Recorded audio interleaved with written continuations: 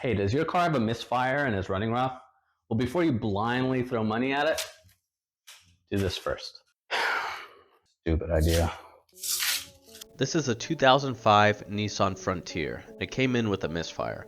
And before just assuming it needs spark plugs, we're going to pinpoint exactly what is causing the misfire. In this case, we're getting a P0304, which is a cylinder 4 misfire. This is where we break out the Google's machine and verify which cylinder we're trying to find. In this case, the cylinder that has the misfire is the middle cylinder on the driver's side. So before we go any further, we need to understand first what a misfire even is.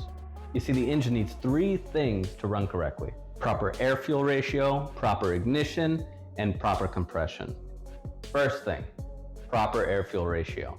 Not to get too deep in the explanation, but essentially your engine needs a certain amount of fuel for the amount of air going into the engine. Too much fuel or too little fuel can cause a misfire and run rough. And then there's proper ignition. The ignition system is basically what causes the spark to ignite that air-fuel mixture. With too weak of a spark or no spark at all, then that air-fuel mixture won't ignite. And the third thing is proper compression.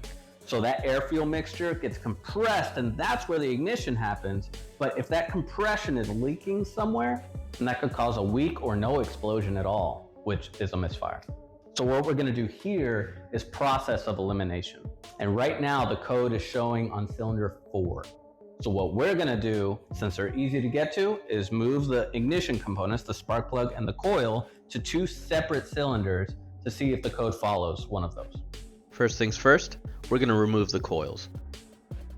I like to use a magnetic pan to hold my hardware so I don't lose them or drop them. The coil is part of the ignition system, and its job is to basically take the low voltage that the car battery provides and turn it into thousands of volts, sending that high voltage through the spark plug. Now it's time to take the spark plugs out. This one is from cylinder 2. It looks pretty normal, just used, old, but nothing out of the ordinary. But this one is from our problem cylinder number 4. You can see it's much darker, it even smells like fuel. Just look at the color comparison with the cylinder 2 plug. So what I'm doing here is I moved the problem cylinder 4 plug and I swapped it over with the cylinder 2 plug. Now that the plugs are swapped, I'm going to do the same thing with the coils, but, and this is important, I need to make sure that I move the number 4 coil to a different cylinder than where the number 4 plug went. What we're trying to do is make the code move to a different cylinder. And if I put both the plug and the coil to the same cylinder and that code follows it, then I won't know which part made the code move.